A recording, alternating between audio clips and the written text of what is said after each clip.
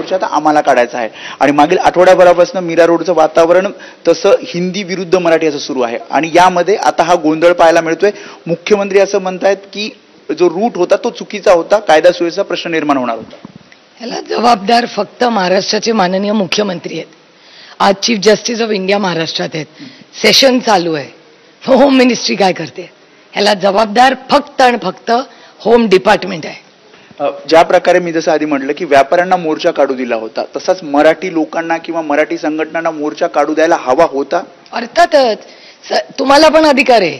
Bharat Ratna doctor Babasaheb आंबेडकरांनी एका सशक्त लोकशाहीमध्ये प्रत्येक भारतीयाला अधिकार आहे आंदोलन करायचा. ही आजही लोकशाही आहे, दडपशाही नाही.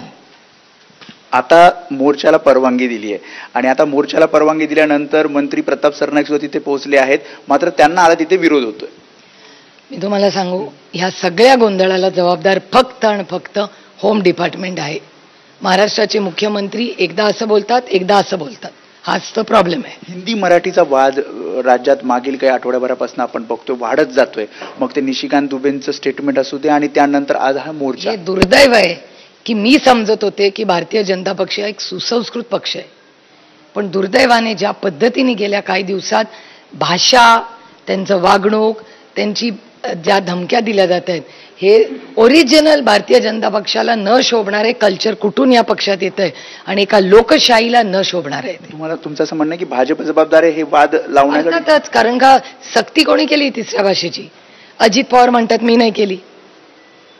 शिंदेचं जे टीम आहे ती म्हणते आमची नाही. मग जबाबदार कोण आहे? भारतीय जनता पक्षानेच सक्ती केली ना. आम्ही हिंदीच्या विरोधात नाही, आम्ही कुठल्याच भाषेच्या विरोधात नाही. आमचं एवढंच म्हणणं की सक्ती करू नका. त्यामुळे ह्या खासदार सुप्रिया सुळे त्यांनी या सगळ्या मीरा रोडच्या गोंधळावर प्रतिक्रिया दिली आहे. कॅमेरामन अरविंद वारगेसह वेदांत, एबीपी माझा, मुंबई.